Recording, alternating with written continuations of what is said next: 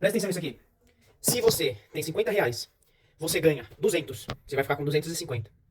E você perde 70 reais, você vai ficar com 180. Você ainda está com 130 de lucro. Mas você vai ficar mais descontente de ter perdido 70 do que de ter ganhado 130. Isso porque o negativo, a parte negativa das coisas, elas nos afetam muito mais. Você fica cerca de 2 vezes mais chateado de perder dinheiro do que feliz de ganhar a mesma, ainda que seja a mesma quantia. O que isso representa? Isso significa que para você ter uma equivalência nessa balança, você precisa ganhar mais. E ainda é capaz de você não conseguir se sentir satisfeito. Porque o peso do negativo é maior. E isso diz muito sobre a gente. Inclusive, isso tem embasamento na nossa ancestralidade. Você imagina nós, seres humanos, na época em que vivíamos numa savana africana. Os nossos antepassados, né? Imagina como era hostil aquele ambiente, como era perigoso, como era difícil, devia ser difícil, né? Você tinha que caçar para sobreviver. E o ser humano, ele sempre foi uma espécie frágil. A gente é frágil, a gente não corre muito, a gente não tem uma força absurda comparado ao reino animal, né? Então, imagina o ser humano nesse ambiente. E aí você imagina dois perfis diferentes. Um perfil, aquele que fica viajando, contemplando a natureza, olhando para o céu, os passarinhos, que maravilhoso, que esse daí é o perfil positivo.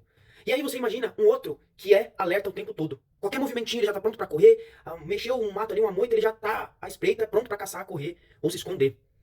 Nesse ambiente que eu descrevi, qual dos dois você acha que sobreviveu? Se você falou o segundo, você acertou, parabéns. Esse é o perfil que sobreviveu. E o que isso significa? O que tem a ver com a gente? Tem a ver que nós, seres de hoje, da atualidade, nós carregamos até hoje essa herança genética. Mas a gente não vive mais numa savana africana. Porém, a gente tem essa herança genética, onde o negativo, ele tem muito mais a nossa atenção. Inconscientemente, a gente já presta atenção mais no negativo. Por isso que existe canal de tragédia, de notícia ruim. Por isso que notícia ruim, nossa, fulano se ferrou lá, caiu. Por isso que isso tem tanta atenção. Nossa, porque automaticamente isso capta mais a nossa atenção. É possível você desviar essa energia para você não ficar antenado nesse tipo de frequência? É possível. Mas o negativo, ele sempre tende a prevalecer na nossa atenção. Então o que significa isso? Significa que você tem que tomar muito mais cuidado.